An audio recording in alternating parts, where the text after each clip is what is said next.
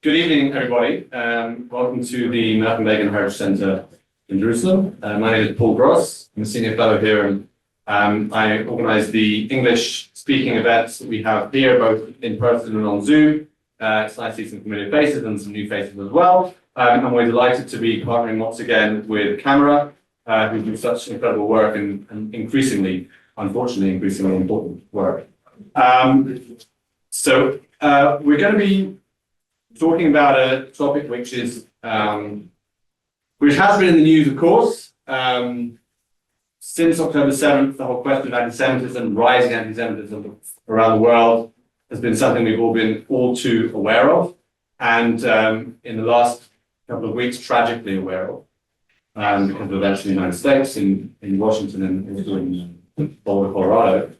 And I think in a different way, related way, education has also, of course, been very prominent, because we're all very familiar with what's been happening on university campuses in the US and UK and really across the West in the wake of October 7th. And we're here this evening to hear, you'll be hearing about a really important and useful and disturbing but important report that Ricki Hollander from Camera has produced, but also work from Emmanuel and Impact, represented here by Dan Kosky, who are all in their different ways informing us and educating us about just how this whole question of education and the way that it has been sort of infiltrated, perverted in certain ways by various actors, and why that is so important today, in the wake of October 7th, and how it's impacting the West and the Middle East, and also how those two are connected. So I'm going to hand over to my co-host for the evening, Aviva Rosenschein. Before I do that, let me just say that you'll hear, after the initial presentations, you'll hear a panel discussion. In the envelopes on your seats, or maybe under your seats at this point, I don't know, you're either sitting on them or they're on your seats, is a card, there's a donation card for Camera, which you're, of course, encouraged to give generously to, but also a card with which to write questions on. So as a question occurs to you, write the question on. I'm going to be standing just around here, so you can signal to me. I'll take the question, and once I collect all the questions, I'm going to select some of those to give to our Aviva to put to our guests. Okay. Aviva Rosenschein is the Director of External Affairs for Camera in Israel. For her first 15 years, she was the Director of the International Campus Department, where she oversaw the efforts of Camera's campus department across North America, the UK, and Israel. She has a deep understanding of the bias against Israel's spread across university settings and the necessity to strengthen the education of Jewish and non-Jewish children in Israel and Jewish indigeneity to the land. She's a graduate of the University of Massachusetts Amherst, majoring in journalism and Judaic studies, originally from Boston. She made Aliyah in 2013 and lives in Pardes Hana Karkur with her husband and 2 children. Aviva Rosenschein, thank you very much.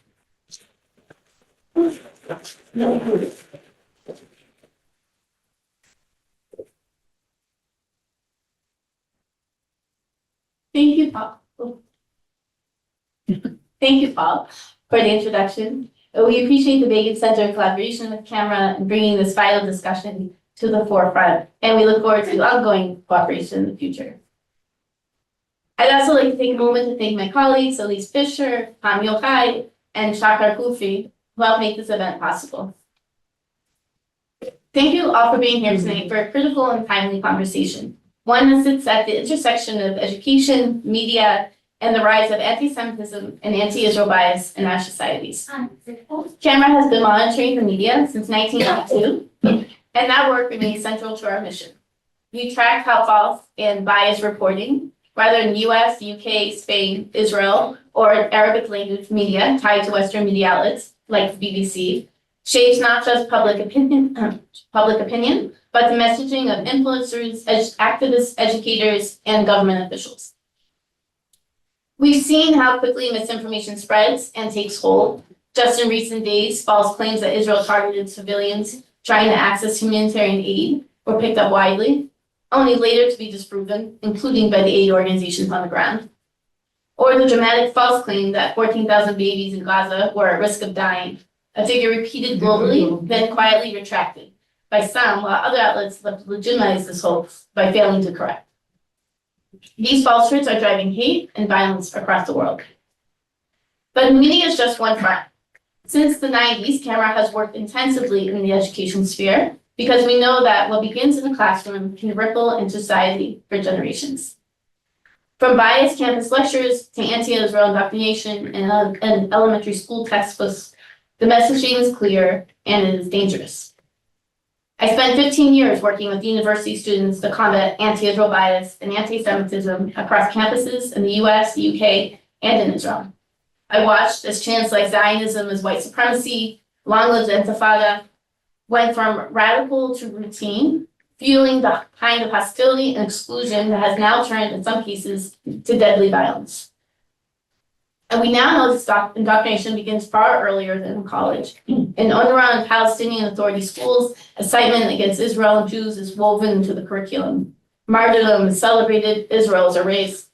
And these messages have traveled across borders into Western classrooms and curriculum. That's why we are here tonight, to expose what is happening, to understand how it's spreading, and to ask the hardest question, what can we do to stop it? We are joined by a panel of experts who have been confronting this challenge from multiple angles, and I'd like to take a moment to introduce them. We'll hear first from Dan Kosky. Dan is Director of Global Strategy and Communications at Impact SE. He routinely briefs government ministers, parliamentarians, and other decision makers on textbook reform. Prior to Impact SE, Dan headed international agencies helping governments, politicians, NGOs, issue groups and businesses achieve strategic targets and amplify their cause.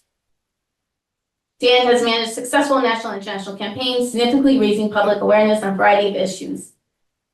He has regularly worked alongside global figures, leaders in the corporate and charitable sectors, and his opinion articles have been published globally, including bylines in The Guardian in the UK, Washington Times, The Australian, and EU Observer, and he's also been interviewed widely, including on the BBC and Al Jazeera.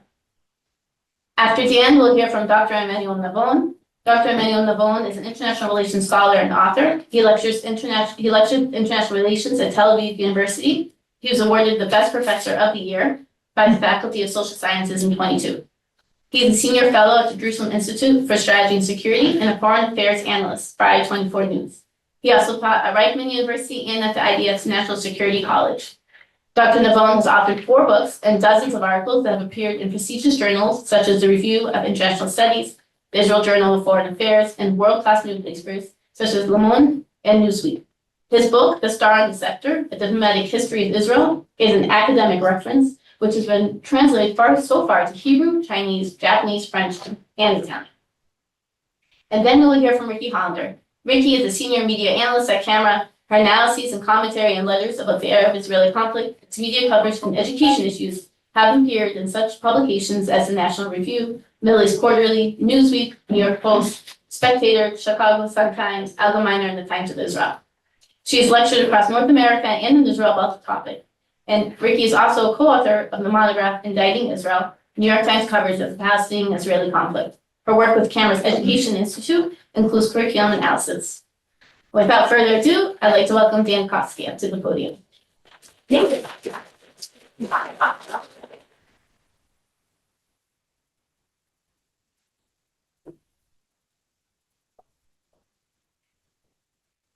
Thank you very much. Good evening, everyone, and thank you for inviting me, Aviva, Paul, to give some comments on this really critical issue that's facing us all, I think, today.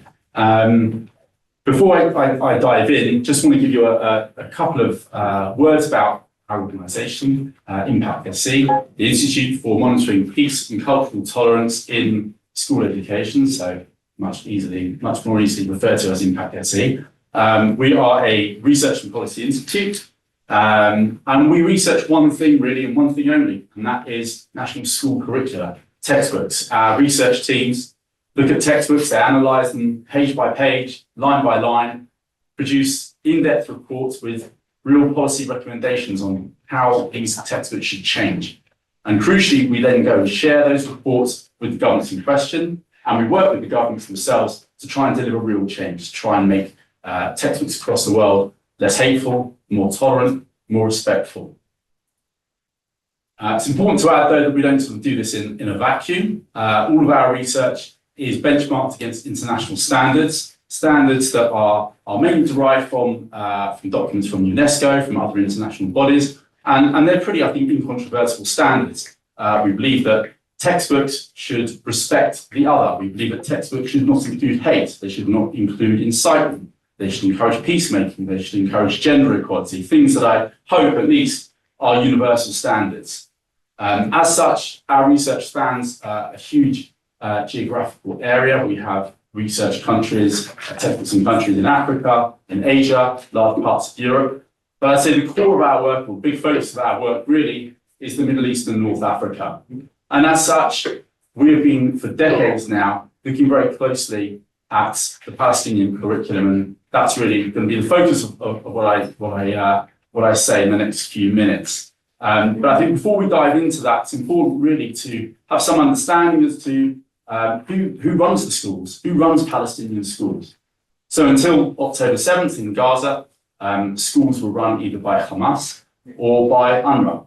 And in the West Bank, in Judea and Samaria, schools are run by either UNRWA or the Palestinian Authority, the PA. But what's really, I think, important to understand is that whether Palestinian schools are run by Hamas, by UNRWA or by the PA, at the core of each and every one of them is the Palestinian Authority curriculum. That really is the core text, the corpus of textbooks in the PA curriculum lies at the heart of every Palestinian school. And it's worth reflecting that although Hamas has been in power in Gaza for 17, 18 years, they've had ample opportunity to develop their own curriculum, but they clearly have decided not to. They use the PA curriculum, which I think gives you a real indication of quite how worrying and quite how dangerous really the curriculum actually is. I'm going to give you a few examples, I think, to illustrate the trends that we see within the PA curriculum. Unfortunately, the PA curriculum contains an amount of, I guess, classic anti-Semitism. And this is just one example here. This is from a grade 10 geography and history textbook. And it basically argues that Israel was only created simply because Jews control the world. Jews control the economy, Jews control politics, Jews control the media, and therefore Israel was created. PA textbooks also are, they encourage martyrdom. It's simple as that. This is an example from grade 5 Arabic language textbook. And this particular passage says that basically it is preferable, as it says here quite poetically, to drink the cup of bitterness, i.e. of death, than it is to live a long and pleasant life. In other words, Palestinian children here are being encouraged to choose death over life. And of course, who is the target of their martyrdom? The target of their martyrdom is Jews and is Israelis. This example is a grade 6 teacher guide. A teacher guide is PA say, should really be the bottom line of each and every lesson. And the bottom line of this lesson is that the Zionists are terrorists and the Zionists should disappear. There's plenty of glorification of violence as well. This example here, grade 8 Arabic language, you can see it's a pretty graphic text. It's a reading comprehension that talks about cutting the necks of the enemies, of Israeli soldiers in this case. An example here of justification of the Munich Olympic massacre. And I think these two examples really some of the hardest hitting. This is grade 4 mathematics. And while the rest of the world teaching these very young children addition through adding apples or adding oranges, this question here asks Palestinian children to add the number of martyrs from the first intifada to the number of martyrs from the second intifada. And as you can see, it's accompanied by a picture of coffins being raised by a crowd at a funeral. Similarly, Newton's laws, physics are taught through the example of a young girl using a slingshot to hurl a rock. And I think you have to try and understand the mentality here, and this is within Palestinian textbooks, trying to think of content that encourages violence, that encourages martyrdom and trying to make it fit into science and into maths. It's quite a mental gymnastics, but clearly, this is it's reflective of how deep I think the problem really is. Now, I mentioned UNRWA at the beginning. As I said, UNRWA uses Palestinian textbooks. Here's another pretty striking example. This is an Arabic language textbook from the PA curriculum, which asks students to study the life of the terrorist Dalal Mughrabi, who in the late 1970s murdered over 30 Israelis on a bus in northern Israel, including 13 children. And this passage, basically, she is lauded as the ideal, as the Palestinian female role model. And the picture on the right shows it on a blackboard here in an UNRWA classroom. This is what is being taught in UNRWA classrooms. UNRWA also uses its own self-created materials on top of the PA curriculum. This one here describes a firebombing attack on an Israeli bus as mockingly as a barbecue party. And finally, this is an UNRWA exam, grade 5. The question is, it's a true or false question. And the question is, liberating the Al-Aqsa Mosque, making sacrifices for it is an obligation for Muslims, true or false? Obviously, the answer is true. Taking a step back, I think it's worth pointing out these are just a handful of examples. We have documented hundreds upon hundreds of examples through PA curriculum, which are problematic and which are hateful. And we're under no illusions that PA has no intention of changing the curriculum. Back in 2020, the former PA Prime Minister, Mohammed Shtayyeh, went as far as saying publicly that if the international community were to withhold funding because of their textbooks, then he would rather take money away from the budgets for water and for electricity. It has become an article of faith for PA leadership to retain this content in its schools. But I think that means also that the onus is not just on the PA, the onus is on those who are funding the PA. In other words, the international community. Western governments are bankrolling the PA. They continue to bankroll the PA. And our very clear message when we meet Western governments, which we do regularly, is that if you're going to give money to the Palestinian Authority, it must be conditioned upon textbook reform. This needs to change. And we are starting to see some chinks of light. The European Union, within the last year, actually signed an agreement with the PA, which stipulated that the next tranche of money from Brussels to Ramallah will be conditioned on reforms, including textbook reform. We're obviously following that very closely. We hope it actually bears some fruit. But I think we also have an opportunity today when the world is talking about the day after in Gaza. What will society look like on the day after? There's an opportunity here. If there is going to be some kind of sea change in Gaza or beyond, then it has to include textbook reform. I'd like to actually finish though on a positive. Having detailed the deep problems in Palestinian textbooks, because it's crucial, I think, to place Palestinian education within the regional context, because Palestinian education is something of an outlier. In the last 7, 8, 9 years, we have seen some really positive changes in Saudi Arabia, in the United Arab Emirates, in Morocco, in Egypt and beyond. We have seen curricula shift from being curricula that encouraged hate, that encouraged anti-Semitism, that encouraged intolerance and violence, to curricula that now embrace the other, that embrace other religions and embraces peace with Israel. I won't spend too long on it, but the United Arab Emirates now, includes, it encourages peace with Israel.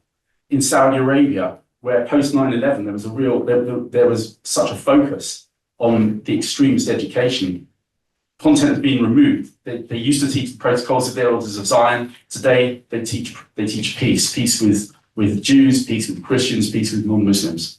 Morocco entirely embraces diversity. They teach that minorities are key to the fabric of Moroccan society.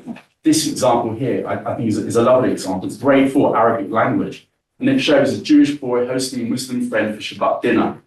We have another example from the Moroccan curriculum here of students learning about the Jewish Museum in Morocco, learning about the importance of Jewish heritage to Morocco. And in Egypt, we're also seeing year on year reforms that are doing similar things, removing problematic content and teaching that peace with Israel is admirable and is to be applauded. So my concluding message is really simple. There is an urgent and dire need for change in Palestinian education. If it doesn't change, we know exactly kind of where it's going to lead.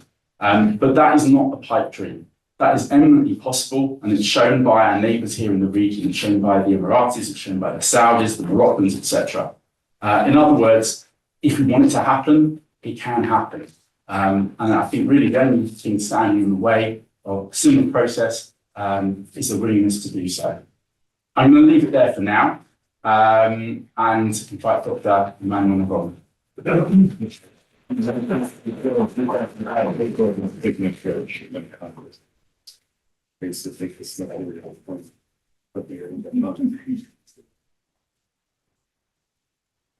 Thank you. Good evening. I think it was a very interesting presentation, and I agree with you that there are some important changes in the UAE and in Morocco. And sometimes I think one of the paradoxes today is that you see more changes sometimes in the Arab world than in Europe.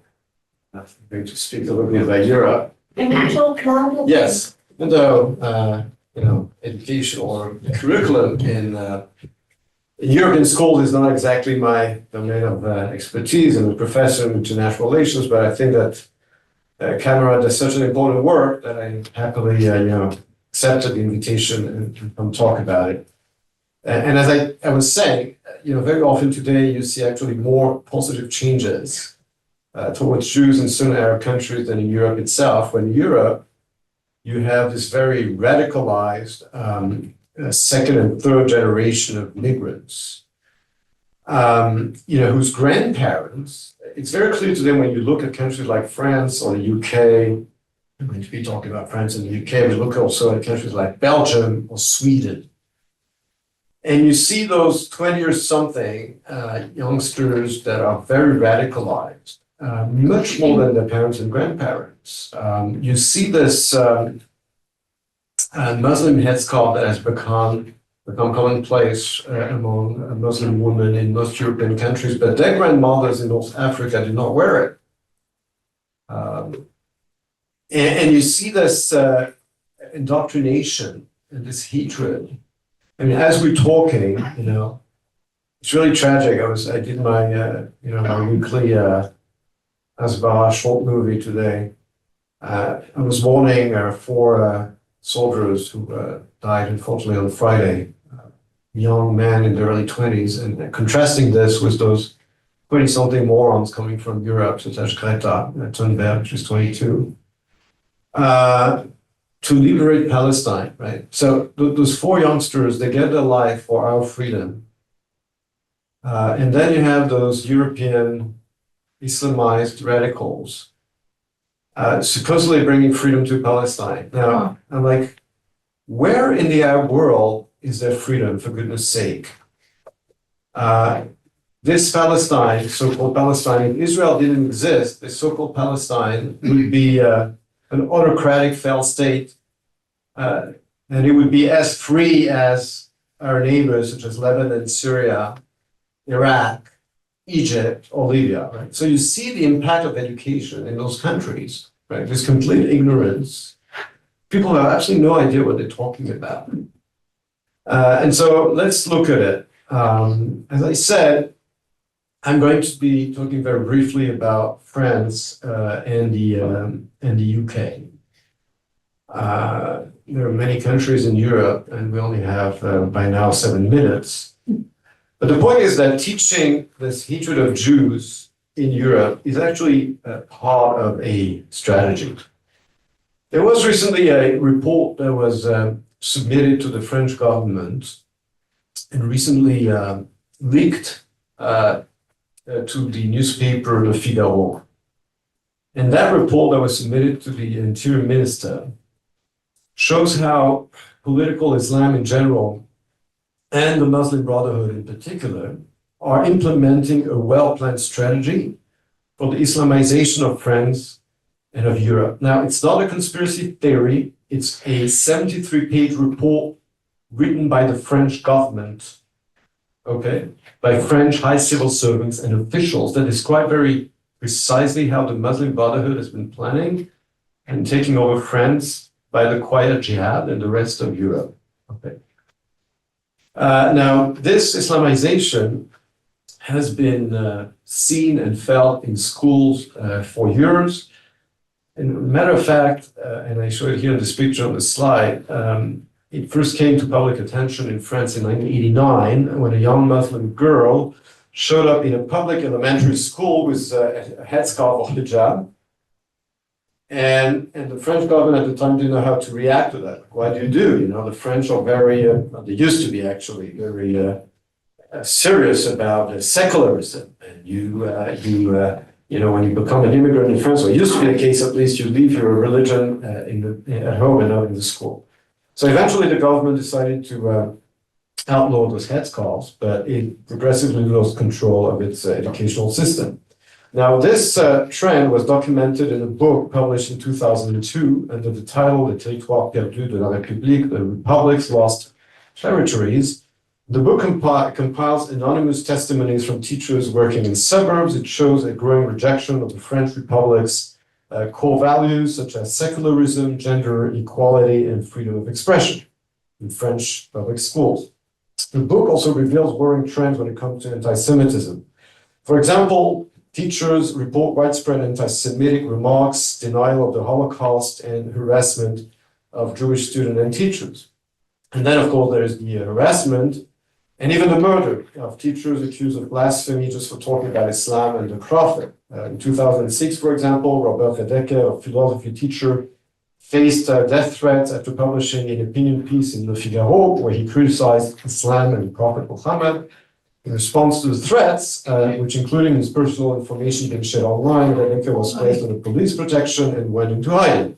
In 2020, Samuel Paty, a 47-year-old history and civics teacher, was murdered after having shown his students caricatures of the Prophet Muhammad during a class on freedom of expression. And following an online campaign against him, he was beheaded by an 18-year-old Muslim from Chechnya. And then more recently in 2023, Dominique Bernard, a literature teacher, was stabbed to death by a former student of his in the school who shouted Allah Akbar. Now, many French teachers in elementary schools have been reporting that teaching the Holocaust has become impossible in classes with Muslim students. For example, in 2010, a history teacher in the city of Nancy, Catherine Pederzoli, was suspended for dedicating significant class time to Holocaust education and for organizing trips to former concentration camps. An inspection report criticized her for lacking neutrality and accused her of brainwashing students. Now, there is no anti-Semitic content in the curriculum of French school, but there's a growing anti-Semitism in French public schools. And this anti-Semitism comes mostly from Muslim students who won't let teachers talk about the Holocaust and who threaten and even kill them when they talk about Islam. In the UK, on the other hand, there is explicitly anti-Semitic material in Islamic elementary schools. I'll give you 4 short examples. In 2010, the BBC revealed that 40 Islamic schools in the UK were using textbooks from the Saudi national curriculum before they were changed. These materials, including assertions that Jews were transformed into monkeys and pigs, exercises asking children to list the reprehensible qualities of Jews, claims that Zionists aim to control the world and incite conflict among major powers, teachings that non-Muslims face hellfire after death, and instructions on corporal punishments such as amputations for theft. In 2011, Channel 4 revealed that teachers at the Darul Uloom School in Birmingham made derogatory remarks about non-Muslims, including Jews and Hindus, and advocated for violent punishments under Sharia law. In 2016, the Department of Education investigated the Islamic Tarbiyah Academy in Dewsbury after it was found distributing leaflets of the Protocols of the Elders of Zion, a notorious anti-Semitic forgery alleging a Jewish conspiracy for world domination. Other materials condemned Western culture and promoted isolation from British society. In 2025, very recently this year, reports emerged about a teacher at the Jafariya school in Turin expressing support for Hezbollah and pledging to raise children as soldiers of the Imam. The school displayed imagery of Iranian leaders and disseminated content glorifying martyrdom. Now, these are, and I'll finish now, these are examples from Muslim schools. not from public one, but the tendency is clear, and it is similar in other European countries with large Muslim populations, such as Belgium and Sweden. And you see on this map the concentration of Muslim population from gray to green and dark green. And that's my last point. What can we do? I would say that European societies are at a cross point. They can either submit to Islam, and Islam needs submission, which is also, by the way, the title of this famous book from Michel Houellebecq, or they can fight back and impose full cultural integration on migrants. It's no coincidence that Europeans who want to preserve their Judeo-Christian civilization support Israel. They understand that we face a common enemy. And I think that Israel must understand that it has allies among Europeans who refuse to capitulate to this enemy. So I'll end here. Thank you for your attention.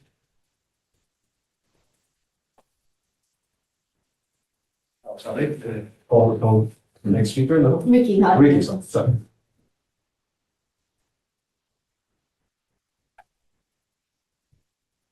So we've heard from Dan and Emmanuel how Palestinian and Islamist. Can you speak into the mic more, please? Do you hear me now? Closer, make it closer. Okay.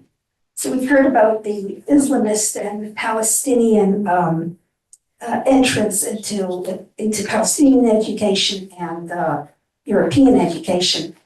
I'm going to talk about how some of these same forces have entered, the same ideology has entered American schools, US schools.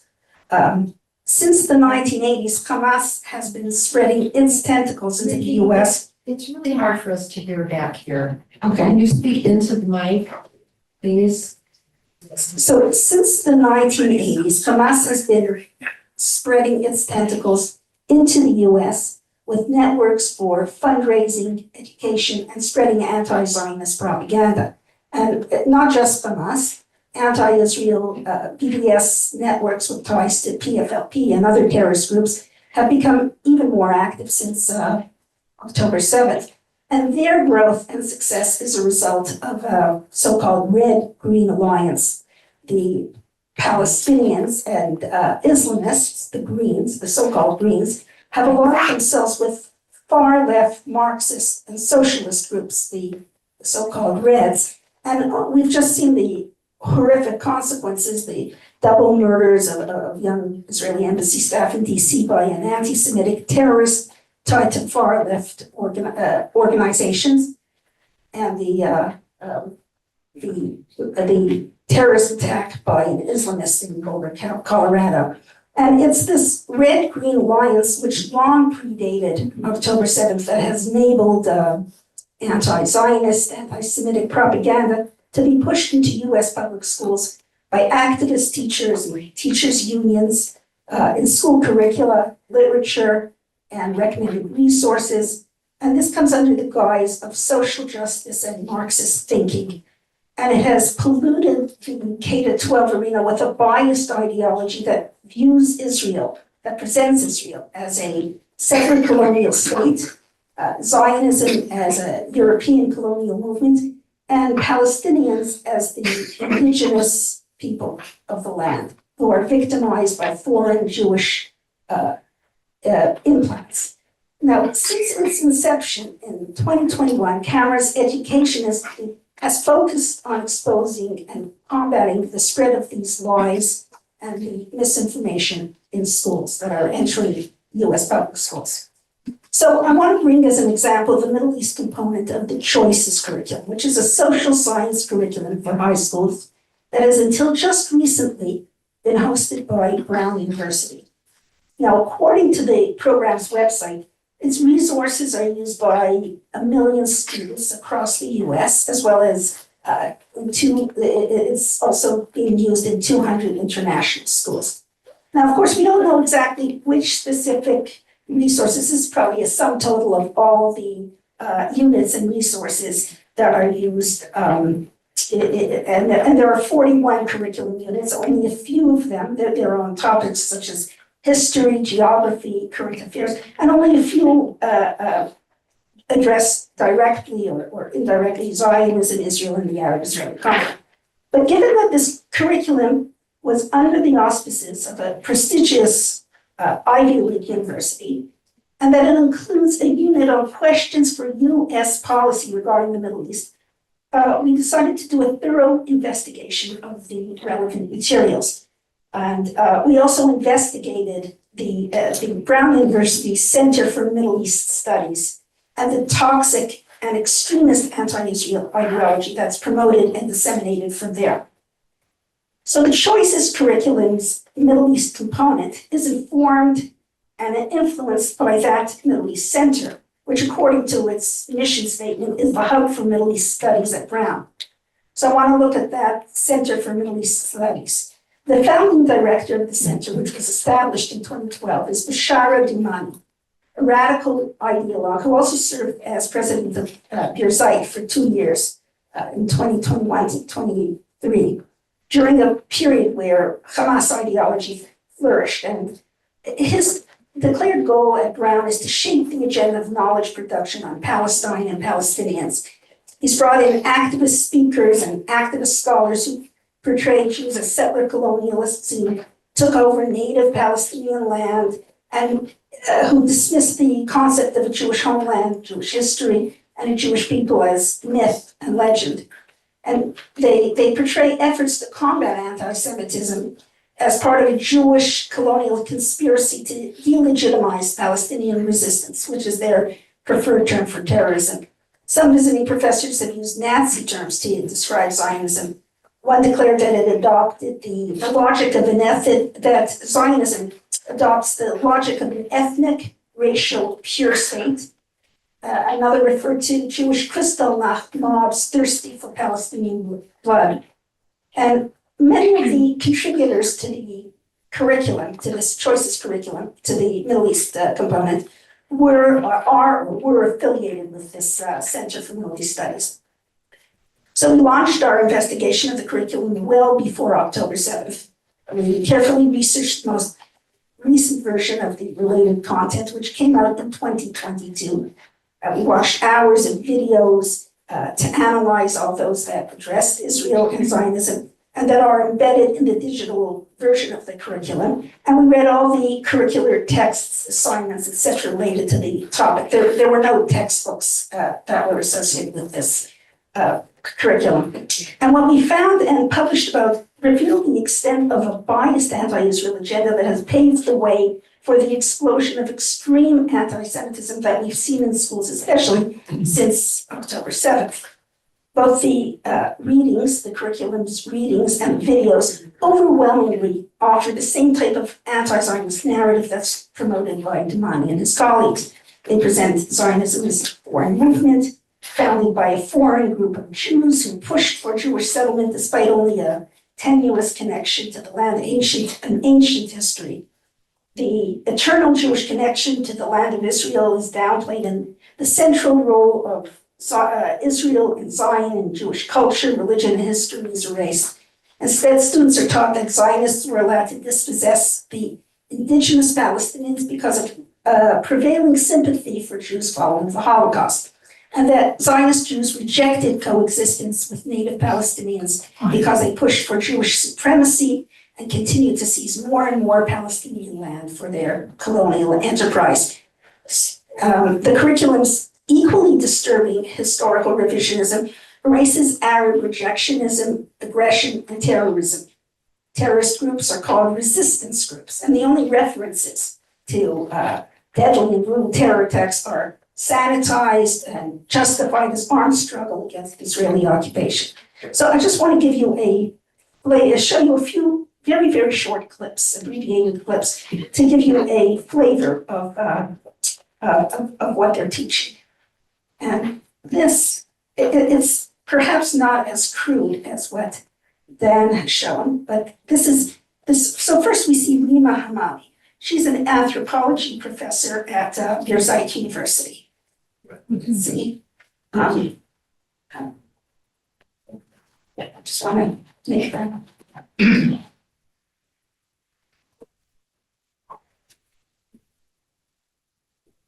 Okay.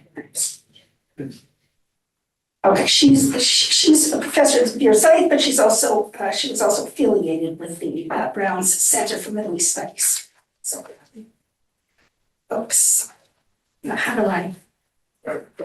Let me go back to this. I'll just play it here.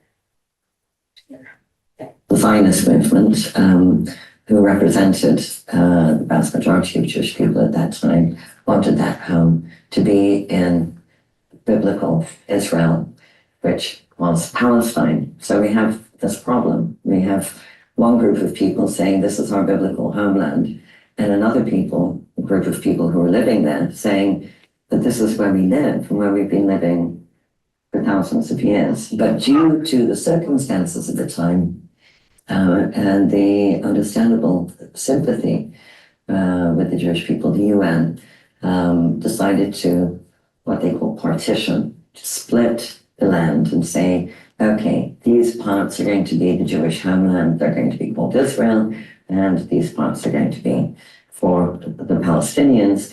And they said very clearly that the parts that are going to be the Jewish homeland, the indigenous people, the Palestinians who are living there, should have the right to stay. What you have now is that within Israel, which is much more powerful, from 1967, they took those last Palestinian territories that were left in 1948, which is Gaza and the West Bank, and then continued to keep building and trying to take more of Palestinian land. So you see, it's not as crude as what we saw in the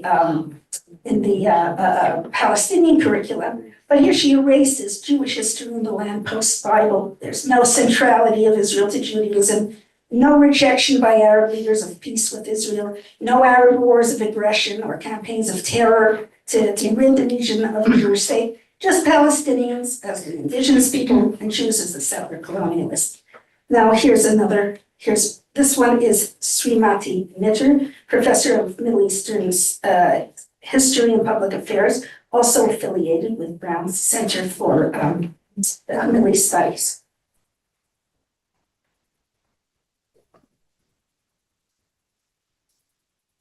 Imagine that it's hundreds and thousands of people coming in, refugees, escaping, certain death in Europe, but they come and they take your land, they take your livelihood, they throw you out of your country, and then they say, well, actually, this is ours because it was given to us in the Bible.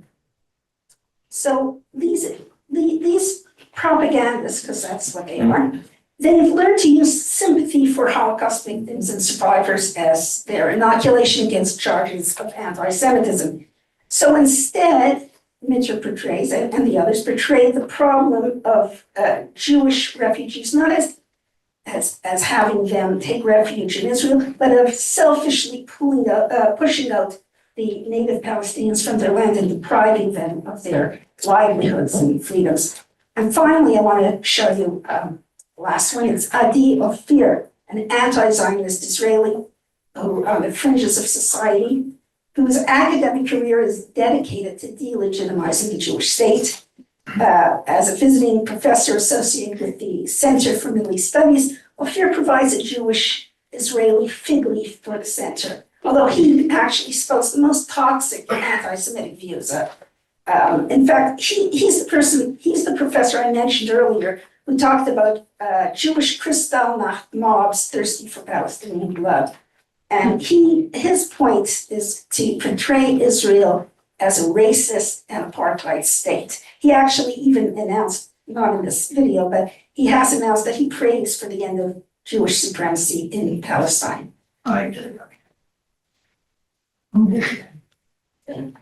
There are two basic developments. One is the realization in the West that Israel has become an apartheid state. So what happened, we shared our findings with concerned parents in different school districts and with school committee members, as well as with the board and president of Brown University and the heads of Choices University. We also shared our analysis with various government committees and task forces investigating anti-Semitism in American schools. And this includes sharing follow-up reports about the university's Middle East Center, detailing how the university radicalized students even further after October 7th. So just to give you the update of what's happened, at the beginning of April, it was announced that the US government planned to freeze $510 million of federal funding to Brown University because of anti-Semitism. And the university itself didn't acknowledge bias of its curricular materials regarding the Middle East, but it did end its sponsorship of the Choices curriculum, citing financial and staffing challenges, and noting that the outlook for future curriculum sales was weaker than in prior years.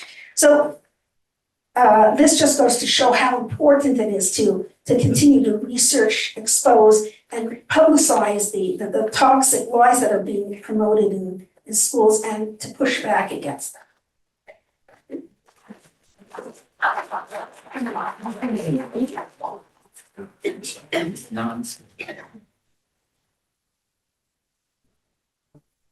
Thank you, Ricki, Dan, and Emmanuel. I'd like to invite you all to come up to the front so we can begin a discussion. I'm going to ask the panelists one or two questions based on time, and then I'll take questions from the audience. So if you have a card ready, this is a good time to raise your hand and let Paul know. Yeah,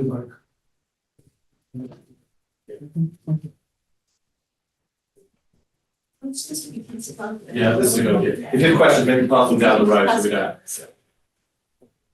Hello, is it on? Okay. Pass. Okay, so, we heard about some of the more extreme effects, impacts of this, anti-Israeli, anti-Semitic narrative that we're seeing stemming from, the Middle East all through the West, murders of teachers, of embassy officials, community members. But what are the more maybe subtle long-term effects that we might see from these anti-Israeli narratives that are normalized in the schools? What evidence do we have that they're actually influencing the general community of students? And this is for anyone who wants to answer. I would just say that what we've been seeing for the past months, the murder of Jews, first of all, this couple, the embassy staff in Washington, this horrible murder, then there was the attack in Boston last weekend, and yesterday or 2 days ago, the attack of a rabbi in France. And so what we're witnessing is this violence against Jews is being justified and legitimized by this hatred, because the way anti-Semitism works is that anti-Semite, it's like a circular logic. They demonize the Jews as and the Jews and their state, because for them it's the same thing, the Jews, the Israelis. So if the Israelis in Israel, the Jews do all those horrible things, in the past it was controlling the world with a separate cabal, and then using the blood of Christian children to bake matzah, and today is perpetrating genocide. So if those people are so horrible, the world is a better place without them. And therefore, first they demonize the Jews, and then they kill them to make the world a better place based on the lies that they spread themselves about the Jews. So the effect is that you see this violence against Jews, where today, more and more, the Jews are the target of violence and murder around the world as a result of this defamation and demonization of Israel. Just to build on what Emmanuel said, I think in the context of Palestinian textbooks, it's even clearer. To put simply, what's the impact of this kind of education in schools? It's October the 7th. If you teach a generation of children that Jews are evil, if you teach a generation of children that Israel has no right to be here, that it's going to be destroyed, if you teach a generation of children that they should be martyrs, if you teach a generation of children that they should cut the necks of the enemy, showing one example, don't be surprised when they cut the necks of the enemy. Consider October the 7th, 6,000 Gazans perpetrated October the 7th. All of them went through the school system. So, it can't be a coincidence. It can't be just by chance. This is the result of a generation, possibly more, of violent indoctrination. Certainly in the Palestinian context, I think it's crystal clear. Can you, okay, I don't know if you can hear. You can just see on American college campuses the results of this indoctrination, the students who have been primed to think in terms of social justice, where they're taught that social justice means that in terms of oppressed and oppressor, where the Palestinians are the oppressed and Jews are the oppressors. And that's why you see on college campuses they defended, they justified October 7th. And you can see the same students who have been educated to think in terms of this and to see Jews as the oppressors, to see that they reverse, it's sort of a Holocaust inversion, where they now see the Jews as the new Nazis and the Palestinians as the Jews. And this has been what they've been taught in schools. They've been primed. Thank you. And I have a feeling a lot of people are going to ask about this next question.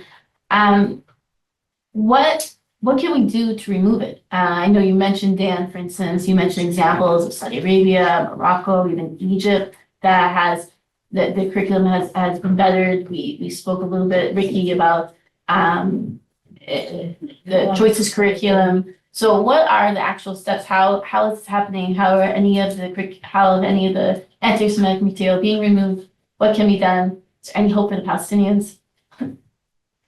In the U.S. schools, so public schools are largely in the hands of the states and local districts. So the way to remove it is to go to school committee members, to go to the people in charge of the curriculum, the directors of social studies, the superintendents of schools, and present the case. You have to be define exactly what the problem is and show how this is actually a violation of the civil rights of Jewish children who are made to feel uncomfortable in schools. But you have to be very specific and show exactly where and how it's misinformation and it's a violation. And we've had some success there. We've had success with, for example, in one school district, a school committee member managed to introduce and pass a resolution to block anti-Semitic materials that was being pushed by the Teachers Association. And he went into detail about what the problems were, how it was misinformation, how it was anti-Semitism, and the resolution was passed by other school committee members. Similarly, in another district in Virginia, school textbooks were being reviewed, and they put some of them online to see which ones should be used and not. And we took screenshots of the various textbooks, analyzed them, looked at them, and recommended against 3 textbooks explaining specifically what the problems were and why they should be used, and they were eliminated from the curriculum. I think the simple answer, and you asked particularly about Palestinian textbooks, it's a matter of political will. It's as simple as that. It's just a matter of political will. And as I said before, we know that the PA has no intention of changing, and therefore it falls on the international community to, not just twist their arm, but very strongly twist their arm and use the financial leaders at their disposal to actually make it happen. I think, interestingly, the actual nuts and bolts of changing curriculum is not complicated. Mm-hmm.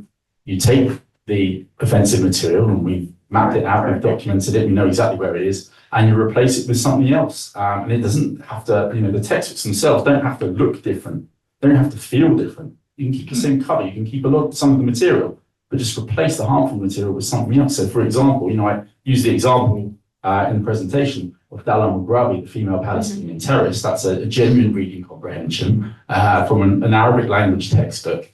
Instead of holding a female terrorist as the role model for Palestinian girls, you could use somebody else. You could use, for example, there's a woman called Hinda Hussein, who after 1948, Palestinian woman, she sets up a number of orphanages for Palestinian children. That to me sounds like a much better Palestinian female role model. So quite simply replace one passage with another passage, which is still a passage that I guess promotes a Palestinian role model. It doesn't have to be something non-Palestinian. It shouldn't be something non-Palestinian. This is a Palestinian curriculum, but it can be something that is wholesome, it encourages tolerance and does not encourage hate and violence. The nuts and bolts really aren't very difficult. As I said, it's just a matter of will to make it happen. So when it comes to Palestinian school books, Impact has been doing a fantastic job exposing the content, but I'm very skeptical about the ability to change that from the inside, because you brought the example of what's her name, Mughrabi. It's just part of who they are. Like Palestinism is an ideology. It's based on the rejection of Israel, and if they wouldn't reject Israel, and they wouldn't call for the killing of the Jews, they would stop being Palestinian, which is an ideology. So it's basically, it's who they are. And as you say yourself, when they ask, you shouldn't be teaching that, they say, well, if we don't get money from Europe, we'll just take the money from somewhere else. Because, it's more important to them to teach this hatred than to actually get money from Europe. And so, yes, it is very important to expose the content and to show to European governments and hold them responsible. And you guys are doing a great job doing this. All I'm saying is that at the end of the day, it's the very essence of Palestinian ideology is the rejection of Israel and the glorification of the murder of Jews.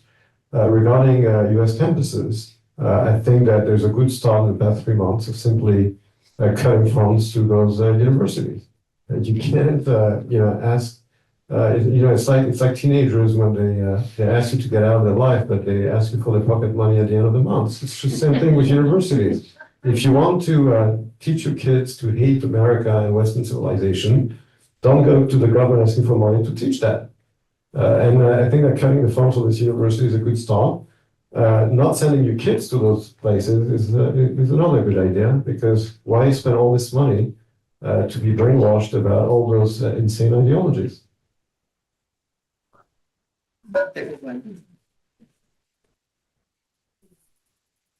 Yes, we can take that. Oh, I'm sorry. Thanks. Thanks, Paul.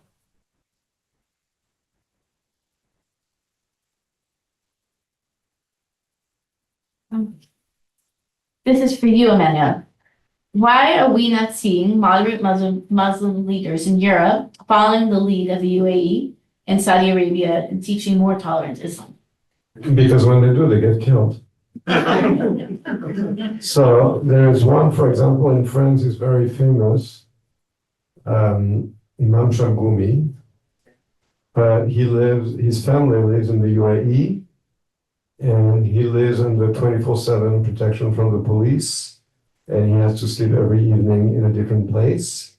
Why? Because all he says is that the Jews are not pigs and monkeys, and they're actually the cousins of the Muslims, and we have to have a dialogue with them. That's all he says. And we need to have peace with Israel. As a result, his family has to live in the UAE, and he has to live under permanent protection. So that answers your question. You talk about tolerance, promote tolerance and peace, you get either killed or you threaten to be killed. So that actually, answers your question. I have a follow-up for you. What about the government in the UK? I mean, you spoke about the reports that were covering the Muslim schools and the investigations, but it doesn't seem like anything has changed. Why is that? Why do you think there's not any accountability or reform? Because the UK is already Islamicized. It's too late. When you have the princess, the heir to the throne a few months ago, after there was so-called some violence against Muslims, she went to meet the imam of a Muslim neighborhood in London. She came with a headscarf. The heir to the British throne And the imam refused to shake her hand, and she apologized for, giving her hand to this imam. So the UK is a lot truer. It's just, I'm sorry to say, it's just too late. Very depressing. And it was a very quick to see a lady rabbi and he didn't want to shake her hand. Right. We're just, if you have a question, you can write it down on the card. It makes it a little bit easier. Why avoid it? I'm not avoiding it, but You are. everybody is I'm writing their saying questions that down on she card. can head to the throne, and she can cover not to a mosque, but to a neighborhood of London.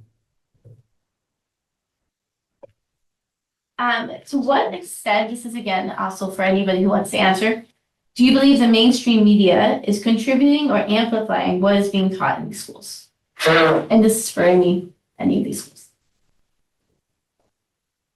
Well, beyond teachers assigning articles that align with their ideology from the mainstream media, it's a sort of the mainstream media nowadays, let's say the New York Times, etc., is also very influenced by this Marxist socialist ideology, and so they're inclined to sympathize with Palestinians who they see as underdogs, and they write stories about that, and it's just it has a snowball effect. It just aligns with the ideology. Teachers see this as the truth, and they assign articles that present Palestinians primarily as victims. They don't. It's both the mainstream media and the teachers. It's just part of this whole oppressor ideology. And both the mainstream media plays into it, and the teachers, the activist teachers play into this. All right. First, can I have a follow-up on that, your remark? So if today the trend is underdogs, and we sympathize with the underdogs, why don't we speak as we are the underdogs? We are a small country. Let's go back to what we were. We are a small country surrounded by jihadists. We are a small country which all the resolutions, the United Nations are directed against it. We are being bullied. We have an obsession against the Jews or against the Israelis. Why are you bullying us? Why do you have an obsession against Jews? We are only 50 million in the world. Stop bullying us. We need help from the media. Please don't bully us. We don't like it. Thank you, sir. Sir, we understand, and for now, we'll only be taking questions for the index cards, so that's fair for everybody in the audience. It's been years coming. The Jews are seen as white supremacists, as Jewish supremacists, and to undo that, they don't see them as victims. They see they don't see Jews as victims. I get that. Well, you can't just remake years and years of this ideology that's baked into the system. You can't just undo it like that. Start with a small step. No. Okay, thank you. For Dan, what should education look like in Gaza on the day after? What should it look? I mean, it should, I guess, kind of in a way that I described before. You don't have to reinvent things. You've got to kind of reinvent the curriculum itself, I guess, but you don't have to change it. That can be done in a way where it's kind of a seamless process. As I said, the nuts and bolts are not actually that difficult. You can almost do it in a way where Palestinian children, not that they wouldn't notice the difference, but it can be done in a gradual way. You change content that is problematic. You replace the offensive stuff with things that are still, I guess, in character. You can still have an Islamic education. You can still have a Palestinian education, as they do in Saudi Arabia, as they do in the Emirates. But it doesn't have to be an education that encourages hatred, encourages violence, etc. I said the nuts and bolts of it really are. They're at printing houses. Each year, the Palestinian curriculum is printed. There are new editions essentially the content stays the same, but you really replace just one page with a new page of text. And there are people, we know that are actually kind of working on this and are trying to, so when the appropriate moment comes, hopefully, they can actually make a difference and gradually change it. But it has to be an education, obviously, that, entirely rejects the idea of violence, entirely rejects the idea of hatred. It's something that it's not going to happen overnight, but it's something that has been done, as we've seen over the last 7-8 years in the region, and is eminently possible. But in short, it's a curriculum, not just for Gaza, but, we'd like to see a curriculum throughout, Palestinian society, that is different from what it is today. And simply one that encourages tolerance, and encourages respect for the other, and rejects violence and hatred. Thank you. I think this is a good question to end on for the evening. Now that we've unpacked how these harmful materials getting into our schools and seen the pushback can work in other countries and US and so on, hopefully in Europe eventually. And what's one key takeaway that you can take a moment to share with everyone here, how the public, especially parents, concerned community members, can realistically play in challenging and changing these deeply entrenched issues? Well, I think that the issue is to push back against these false narratives and to confront, first of all, to identify who's behind it and what's the message, and to expose, what the motive is and who's behind it and what they're saying, the lies behind it, and push back against it. And at least we see it with this administration. They're funding, they're sending the ringleaders of the line with Hamas. They're sending them, they're deporting them, and they're defunding schools of higher education. That's a good start in the, as I said, K-12 education. This is for America. That's under the states and the local districts. And for that, we go to the task forces and the superintendents and the people who are in charge of curriculum, and we identify it. And it's just a matter of pushing back and making sure that education is honest and presents things accurately, and that there's no agenda behind it.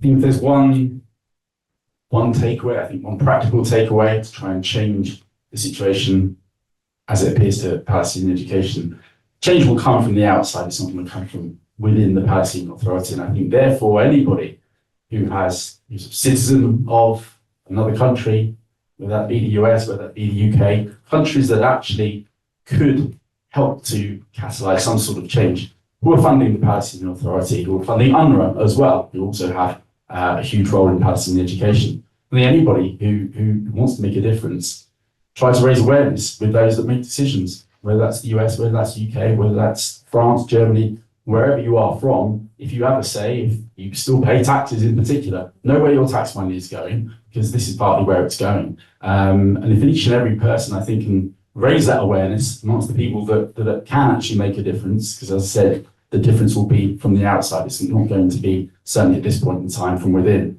That's the takeaway. That's, I think, what each and every person can do here.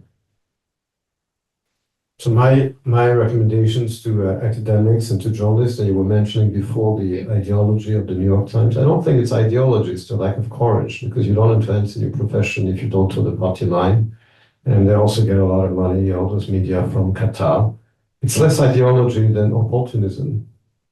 And I always say to journalists and to academics around the world in the West, you have to be willing to pay a price for moral clarity and courage, which means that if you don't get invited to conferences, you have to be ready for it. In fact, as Groucho Marx said, I wouldn't want to be part of a club that's willing to accept me. So if you get invited to a conference to Columbia University, ask yourself where you've been wrong. And I said this in my presentation, it's not enough to, and also to relate to the gentleman question before, to go to the world opinion and say, we poor Jews, they hate us, and the Qataris give money and to universities. We have to explain, and that is the truth to Western audiences. We are on the same side. We have a common enemy. Yes, they're after us, but they're also after you.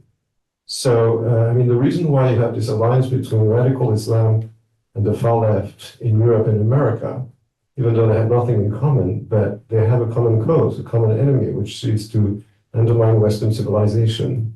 And that's why they see Israel as their enemy number one, because Israel is A, one of the pillars of Western civilization, and B, Israel is really fighting them.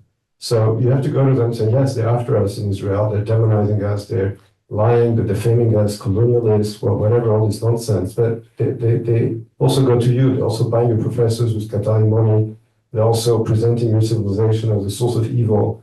And we have to fight together because we have a common enemy. And there are more and more people in Europe and in America who realize this and who are open to this argument, and we have to make it. Thank you so much. I want to give a round of applause to our panelists. And I want to thank you all for coming. It's a very difficult topic, and it's obviously a little bit depressing, but it's also very, I would actually say, optimistic, because we wasted, unfortunately, too many generations of children have gone through this indoctrination, and we haven't stepped up sooner, but people are stepping up. We are seeing change in the Middle East. We're seeing change in the West, even though it's there. We're doing something to address it, to stop it from furthering expanding. And the more people know about it and are aware of it and help us expose and combat it, the more likely that we'll be able to defeat it. So thank you so much for coming. I'll just say a few words. I just want to thank everyone also for coming, and to thank Ricki Hollander, Dan Kosky, Emmanuel, Navon, and Aviva Rosenschein very much for leaving. We have an event here in a few weeks, 26th of June, if I remember. It's a movie screening of a film called Resilient, about an award-winning film from the United States. The filmmaker will be here talking about a film about how Israelis have overcome the various traumas from October 7th, and where she meets with survivors and speaks to mental health professionals that help people get through things. It's supposed to be a very moving and important film. So please come to that. Information on our website. Email me if you're not on my mailing list, paulg@begincentre.org.il, also on Facebook and Twitter. So have a good evening. Thank you.